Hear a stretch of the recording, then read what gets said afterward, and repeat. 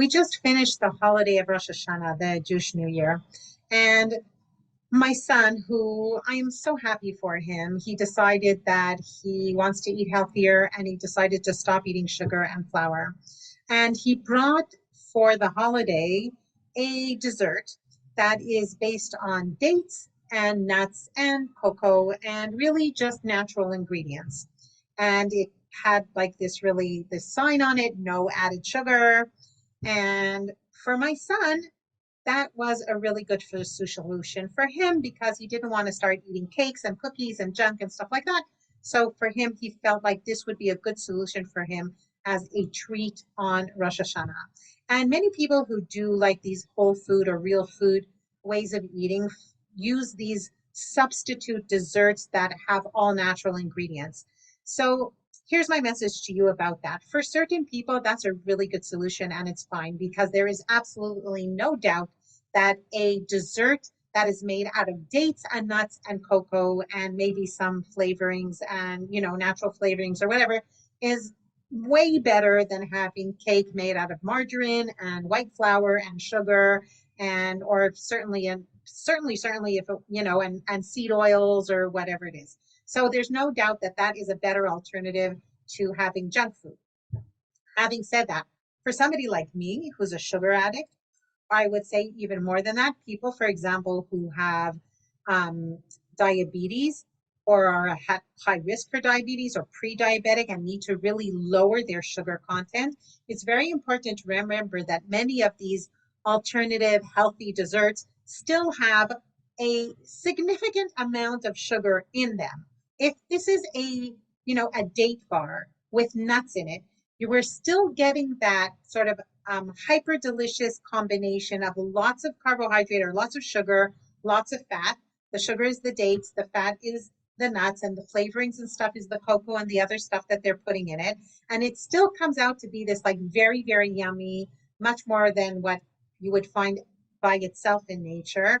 And then you have to think, can you have that in moderation? Can you have one and it's sort of you're done and it really serves its purpose and it makes you happy and it doesn't cause any cravings or any wanting for more? Because for me, desserts like that are very problematic because my addict brain says, oh, it's just natural ingredients, no sugar, no flour, blah, blah, blah.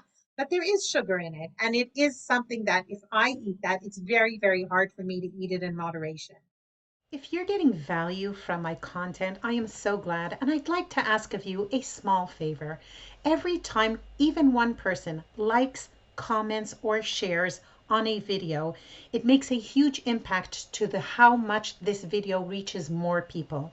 So thank you in advance for liking, commenting, and or sharing this video. Another problem is that people, for example, who are diabetic or metabolically have metabolic issues and they really need to drastically lower their sugar content, what happens is they think that these desserts are sort of like a free ride, right? It's like they're not having sugar, but dates are sugar. And these natural desserts with fruit and dates sometimes have significant amounts of sugar in them. So if you're trying to lower your sugar content, you have to be aware of what you're eating. So just because it says no added sugar doesn't mean there isn't sugar in it. It doesn't even mean that there isn't a lot of sugar. It doesn't mean that it's necessarily just a small amount of sugar. You have to really read the labels and be aware of what we're eating. So I always say in the GPS method that I teach, there are the three things we need to take into consideration when making our food choices. First of all, is it addictive? Is it something that I can just have some, eat in moderation, and be done with it and not obsess about it and whatever? And it doesn't make me hungrier instead of really like sort of satisfying me. The second thing is the metabolic health. Remember that these desserts that are made out of dates and fruit and all that stuff, they still have many times high sugar content. So if you're looking for metabolic health, you really have to be careful and eat these things very sparingly. And then the third one is the weight loss. And here again, things that have a lot of sugar in them, even if they're natural sugars, do cause the body to produce more fat and also to not burn the fat that it has. So when we're eating a lot of these desserts, even if they are natural and based on dates or fruits or whatever it is, then in many times it'll be things that are very calorie dense, especially if it's mixed with nuts. So you're eating something that is very calorie dense, which means there's a lot of calories in a small amount of food, and especially if it's very enticing. So we do have to be careful. And of course, the food industry wants to answer the need now that the public is demanding to eat healthier foods and real food and natural foods and not like, ultra processed artificial foods. So they're making these snacks and desserts that are made out of with natural ingredients.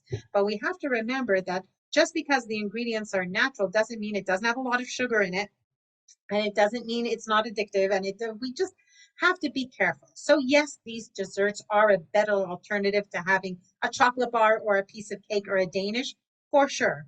But remember, if you are somebody who is struggling with sugar addiction, or if you're struggling with your metabolic health, you do have to be aware to be very, very careful with these desserts. And if you find that they're an obstacle for you, like you can't have them in moderation, you may want to give them up, the same as junky desserts. That's my message to you for today. Have a Shana Tova, a happy new year, and a sweet year, but not from too much sugar. Bye bye.